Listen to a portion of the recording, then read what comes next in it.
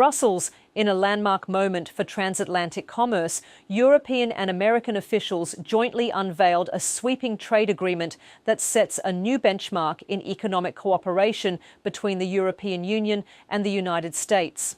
After months of quiet but intense negotiation, the two sides announced a 15% all-inclusive tariff cap, a move being described as the most favourable trade arrangement Washington has ever extended to any partner.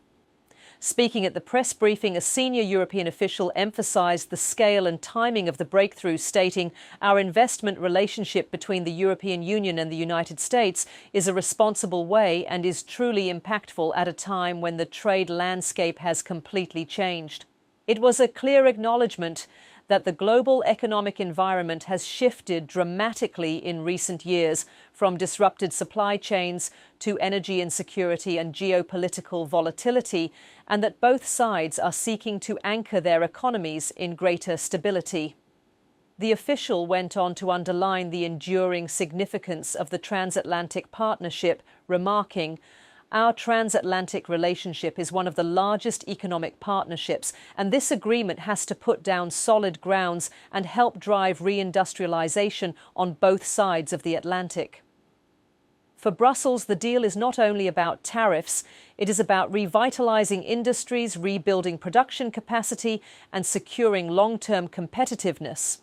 For Washington, it's a way to strengthen ties with a dependable ally and reduce vulnerabilities in critical sectors. There was a clear effort to frame the deal not as a final product, but as the opening chapter of a deeper integration process. In the words of the official, "We want to fully unleash the potential of our..."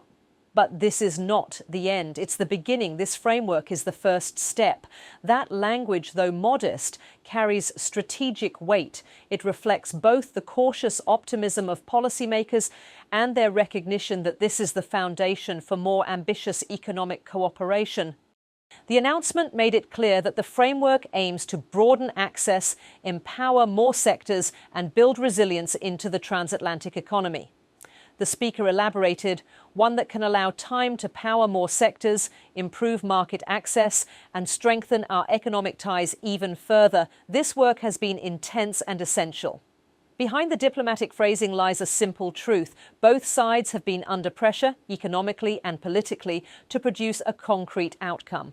Much of the messaging revolved around one central theme: predictability. In recent years, businesses have had to navigate a volatile trade environment marked by tariffs, retaliations, and uncertainty. European officials stressed that this deal would restore some of the stability the private sector has been demanding. As the official explained, it brings stability and reliability, two things that matter deeply to our businesses. It also strengthens our broader transatlantic partnership, which is more important than ever in today's complex geopolitical landscape. Attention then turned to the specifics. In a carefully worded breakdown of the joint statement, the European side emphasised the headline feature of the deal. Let me focus on a few highlights from the joint statement. First, a 15% all-inclusive tariff cap for the European Union, the official declared. For many watching the announcement, that single line carried the most weight. It marked a major departure from previous trade arrangements where sector-specific or layered tariffs created complexity and often disadvantage. The official stressed just how exceptional this measure is, stating, "This is the most favourable way to extend it to any country." The scope of the agreement covers a wide range of strategic industries, including manufacturing, aerospace, and raw materials. It is being described as a comprehensive shield for European exporters and a demonstration of trust by the United States. A major differentiator of this deal compared to others is how the tariff cap is applied. Unlike in other bilateral or multilateral trade pacts, where a cap is placed on top of existing tariffs, this agreement folds the most favoured nation rate into the cap itself.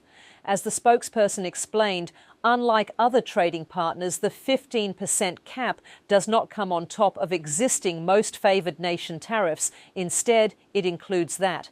While existing tariffs are only 15% or higher, no additional tariff will apply. This means that you will benefit from significantly lower effective tariffs compared to other countries. This subtle yet crucial distinction means European companies will enjoy lower overall costs than competitors in Asia or Latin America, a fact not lost on business leaders or market analysts. It effectively provides European exporters a structural advantage in US markets for years to come. Still, officials acknowledge there is more work ahead. While the 15% cap is now in place, not all sectors have been granted zero tariff treatment. There is an understanding that future negotiations will be needed to expand the list. The spokesperson noted, "Second, we have not seen significant extensions of zero tariffs in important ties. This includes natural resources such as, for example, aircraft and aircraft parts. Aviation, defence manufacturing and resource-heavy industries are expected to be part of the next phase of discussions." The political symbolism of this deal is also significant.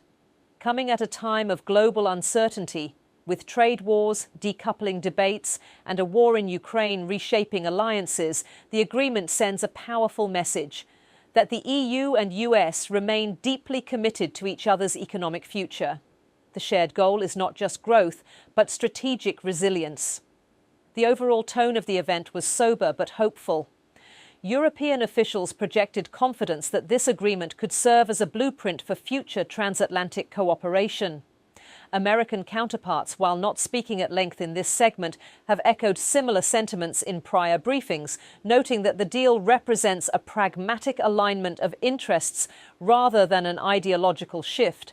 As the cameras rolled and the statements concluded, one thing was clear: this was not business as usual. It was a calculated, deliberate and forward-looking decision to anchor the EU-US economic relationship in mutual trust, industrial recovery and long-term competitiveness. In the words of the European official, the message was simple but pointed: this is not the end, it's the beginning